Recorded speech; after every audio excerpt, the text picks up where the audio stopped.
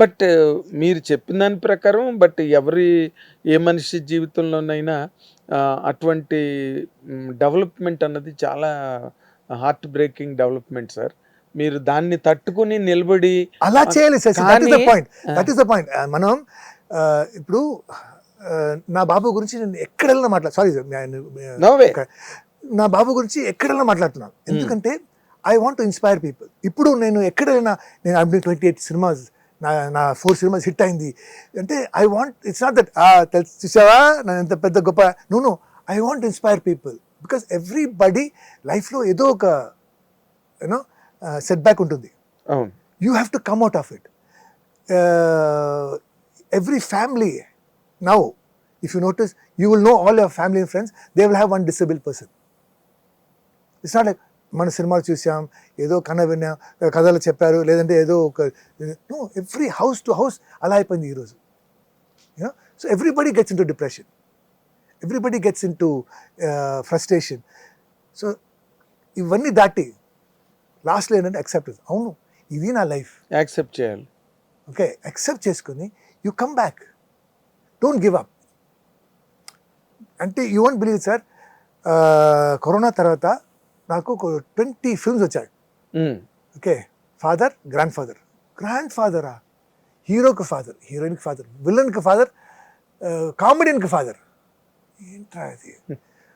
ఇప్పుడు నేను అనుకున్నా, ఒక సినిమాకి 2 lakhs తీసుకుంటే 20 సినిమా 40 lakhs. నాకు ఒక స్పోర్ట్స్ కార్ వచ్చేస్తుంది. మిస్ చేశాను. ఓకే, మనం ఏం చేద్దామంటే next phone call, father, grand father ఏదైనా సరే ఒప్పుకుంటాం.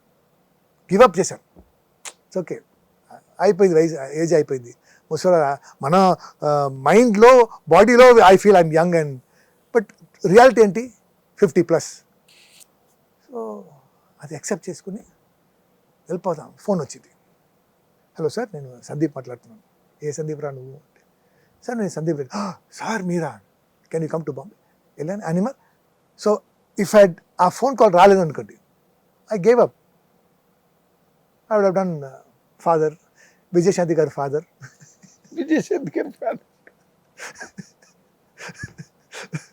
ఆవిడ ఇది విన్నా కూడా తెగబడిన అవుతారు ఆవిడ, బబ్బులు నాకు ఫాదర్. కానీ అంటే అక్క అలాగే యూత్గా ఉన్నారు. Yes, very very.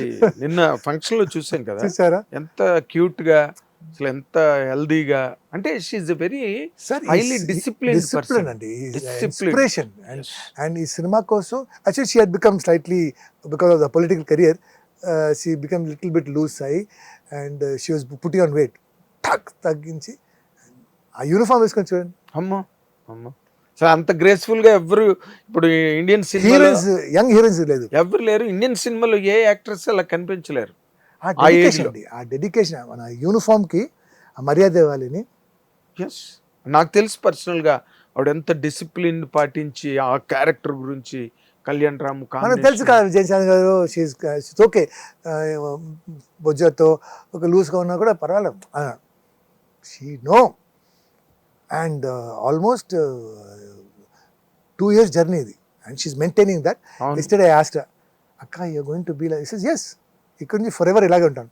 అవును అవును, ఆవిడ ఫుడ్ హ్యాబిట్స్ కానీ, లేకపోతే ఆ డివోషనల్ మైండ్ సెట్ కానీ, ఎంత కష్టం అది, చాలా చాలా కష్టం, చాలా కష్టం.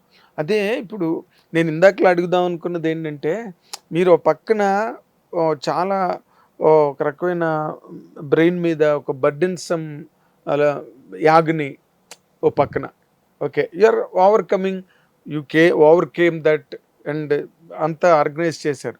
కాబట్టి సినిమాకి వచ్చేసరికి ఏమవుతుంది, మీది ఎలాంటి మూడ్ అయినా, మీ మనసులో ఎలాంటి బాధ ఉన్నా, ఇక్కడికి వచ్చేసరికి మాత్రం అందరితోనే హాయ్ పలకరించడం, నవ్వుతూ సరదాగా అందరితో ఉండడం, ఇది మేనేజ్ చేయడం కష్టం కదండి సార్. అది ఒక్కటే నేను ప్రాక్టీస్ చేసుకుని ఏంటంటే, అక్కడ వస్తే ఆ క్యారెక్టర్గా మారిపోతాను సార్. ఓకే, లేదంటే మనకి అది చీటింగ్ రాదు, చీటింగ్ కళ్ళలో తెలిసిపోతుంది. అక్కడ రోజు హ్యాపీగా ఉండాలంటే హ్యాపీగా, జెన్యున్గా హ్యాపీ మొత్తం కట్ ఆఫ్ చేసి ఆ క్యారెక్టర్గా మారిపోవాలి. కరెక్ట్. యూనో, అక్కడ నేను బబుల్గా ఉంటే బబుల్గా కనిపిస్తారు.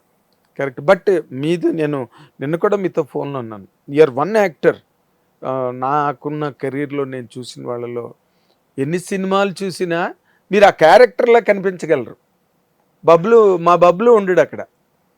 ఆ క్యారెక్టర్ లాగా కనిపించగలగడం అనేది very very less number of actors can perform that.